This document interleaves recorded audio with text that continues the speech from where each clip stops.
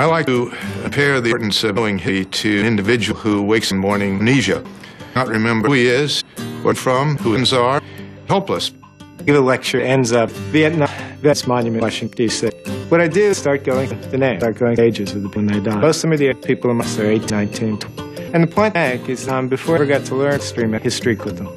Most are concerned pretty firmly that history does not matter. Most Americans tend that history is dead, done with the ash history. Worst thing about it, really, if you want to be cutting, is history.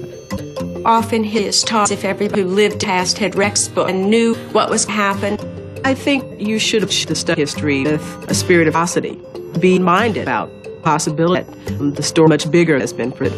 What we remember is there's not one story in American history. There are many stories. History with great occupy same in time, the same piece of land. From a bitter action through slavery, through Indian possession, still we're connected, not Europeans, and we're not Africans, not what the native been if the European Africans had not. America used to held together by an idea that in Jeffrey we inhabit an awful space or a diverse.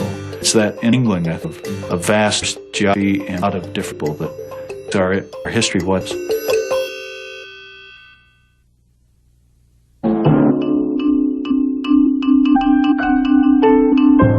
The history of the United States began with the story of rich, arid land. Each region has its ecosystem. Each one of these had a different meaning. The people who were the beginning, different cultures who were the point of contact, so different actions in a graphic sense.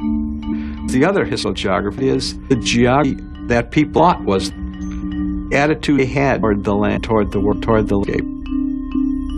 America is also an idea. I think the American history is about equality and about freedom.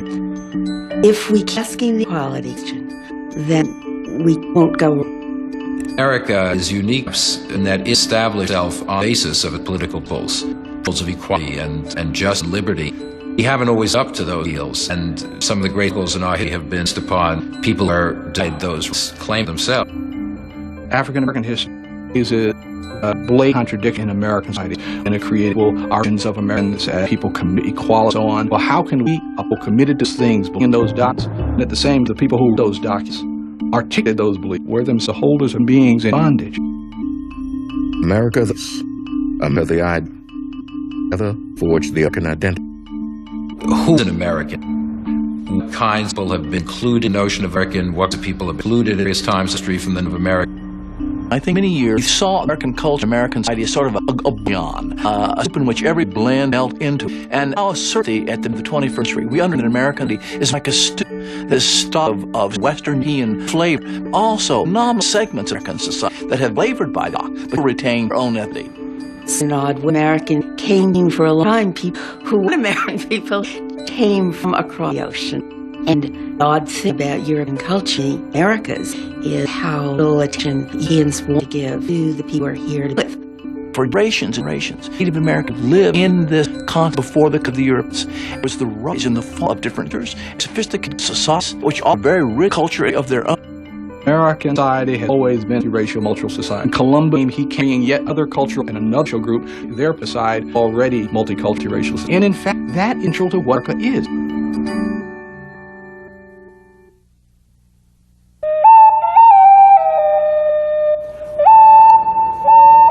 The Cut Mountains are the big lake behind the road. It made us dug up, sang us in the river. Indians moved down the river. Coyote up the river. They didn't have much to eat. Went down to the salmon ocean. Used this for the salmon to swim upstream.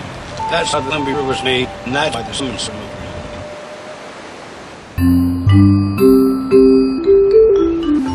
Today, cities like Lynn are bust urban lanes. But for since before the Pacific North was settled immigrants in Peoc, it was inhabited by Native American types such as Nook, Mook, Cayuse, and Walla, and what are to the states Washington and Oregon. The Northwest part of America reported extraordinary diversity of both coast and in cultures before European contact. This populations were at the coast and inland by sides of lakes or riverbank like that of Columbia where seized salmons. There is the stereotype of North American Indians up Northwest being salmon. They were actually a great more than that, but there is a question that the sons of fish like salmon or smolts play a vital role in their lives.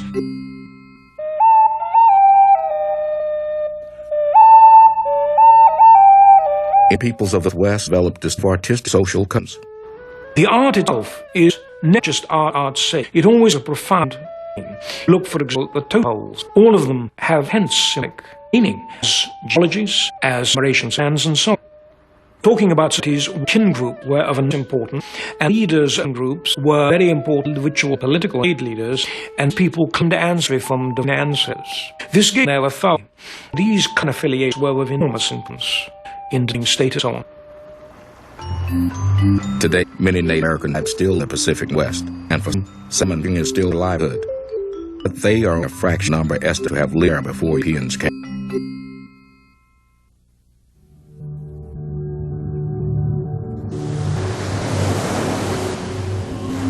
We believe our point of creation is in the Chalons itself.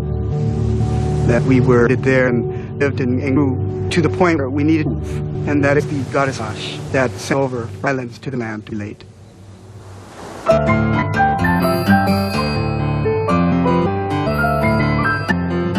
The Calif coastal region today are one of the world's cultural and theological centers. But since before San Francisco or Oakland, the area well potted with Native Americans, such as Mo, Wak, Oni, and Shute lived in today's California. The Ohlone San Francisco Bay Area were made up of loosely affiliated into tribes and spoke many as different languages. The Chumash, one of California's largest tribes, lived present Santa Barbara in village, sometimes meaning 1,000 more inhabitants. The Chumash are very famous for a very elaborate, highly effective hunting-gathering based prominently on the ocean, or entirely. They did harvest. The illusion is that if this one life that was a Garden, actually it's a hive environment, and in fact there is evidence of fighting and combat resource. The critical thing about Chumash is the fact they were self-sufficient. They kept constant relation with other societies. They traded far to the southeast. Why? Because unpredictable environment likes you eat and get close to the people. Other Indian peoples, Chumash developed a and collects culture. What the Chumash is famous is the plank move. These boats should right away islands 12 out and wish and over and all. Another thing Chumash are famous for is their astronomical knowledge. It's in my family the stars are steps of our ancestors. When we look up them, we are at ourselves, reflection of ourselves. In the ancient practices, we're named to the stars. Constellation very important for ceremonies, also time gathering, even knowing cycle animals or could be by these things. Colonization Spanish here by the settlers decimated Native American California, but the population began rising during the 20th century. Today, the Native Americans of California carry a tradition that passed.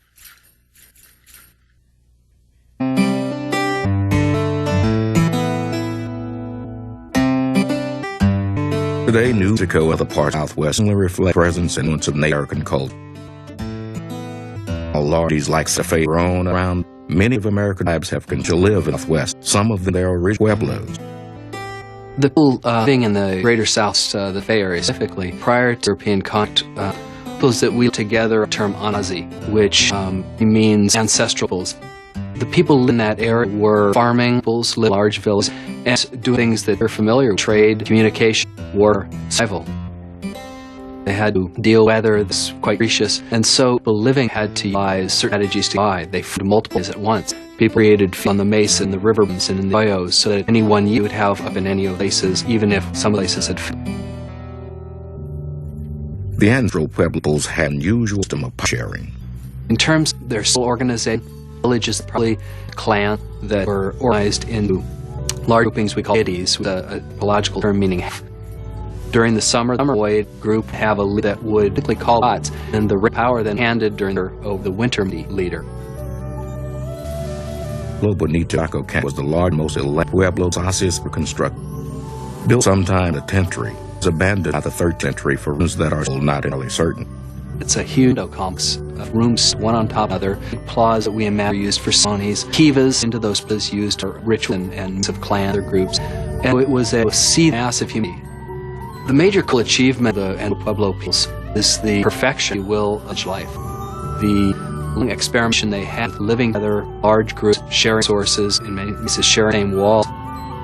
Ritual reconfigures and creates on an annual basis how community does serve together as unity. Most other Colombian structures, some ancestral Pueblos have survived and are inhabited, and the of the astral post still perform many additional rituals.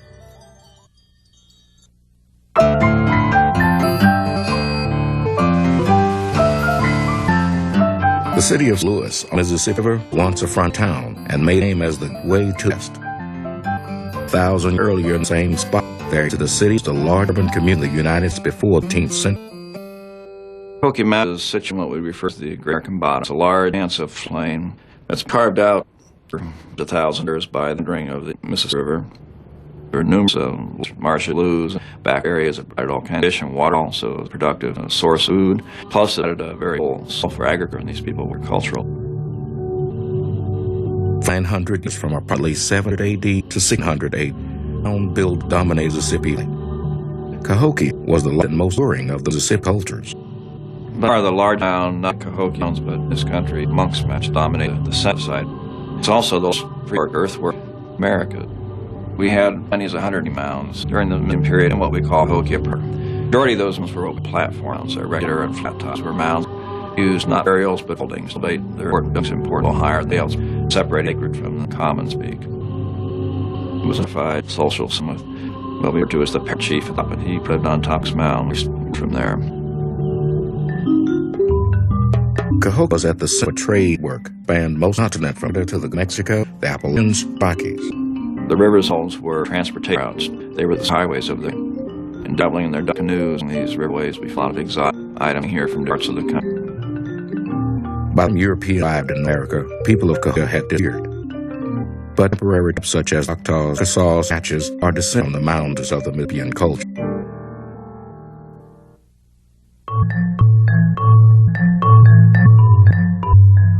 Turkey's island in the ocean, island bank in the left, taking the south north.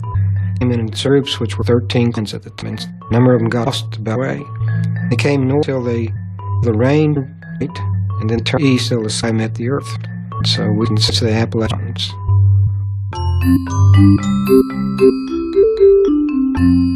British established the city of Charleston in 670, but the southern region continent had inhabited for thousands of years before that. Groups in the south had varied kinds of adaptation. Groups lived in various towns, some groups lived in various bands, foraging, others farmed. The larger society in the southeast tended to be large communities, and some would be quite large, tens of thousands of people. Southeast states, South Carolina, North Carolina, and Virginia, were three full distinct vibes to Native America adapt. South Atlantic, there are certain kinds of influence that make you to make a living foraging. And where farming cities and forest societies at that region, there are kind of resources and system in the Atlantics. In the same way, when you get fall line in Piedmont, there are sorts of resources most common, and the scale of society that can be sorted. As you keep moving higher and higher oceans, you end up with group Cherokee who are living in really small, these relatively narrow flood. They're farming, they're also using broader resources that are simply available on the Atlantic slope, and vice versa. In other parts of the country, tribal districts in the southeast were not all clearly delineated. We tend to think tribes, Greek unit, having boundary and same over time. Groups of Catawba represent groups that are at the time of attack. Over time, that's changing. Be an ally of some and enemy of groups, alliances are changing over time, and will constitute Catawba changing over time, just the other groups changing. Native American Southeast are probably the most complex group in North America. They accomplish an enormous amount of the loss today.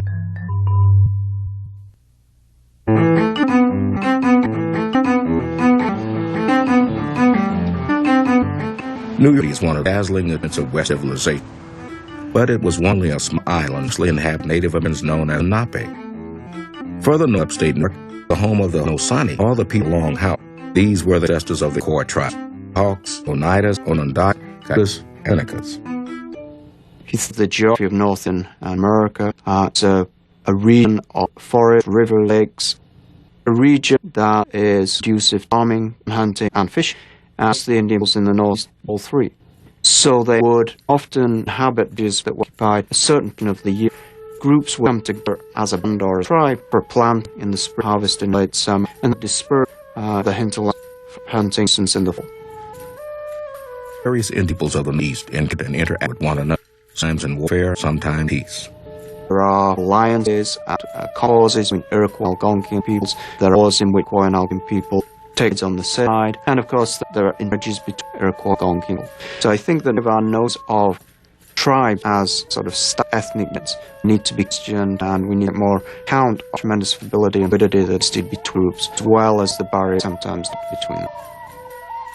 Hodanos tribes are for the laws as they live. Communal hand structures ate and stored from other items. They are also known for egalitarian treat women, many other tribes. I think in the East, the power and influence of men set the village and the home and the field. The role of men was primarily one of cultivation, cultivate crops, and cultivate children, and in that sense, living life and they are promoting life. The role of men more often take outside the village. They are away from the village at work or hunting, which of course activity involved the king of life. Ancient time Hodeno's tribes amongst each other endured an endless cycle of raid retaliation. Sometime with the coming Europeans, the Haudenosaunee found a living with each other. They formed a confederate which would later be known as Iroquois, an early form of democracy that would make an impression on Europeans who arrived later.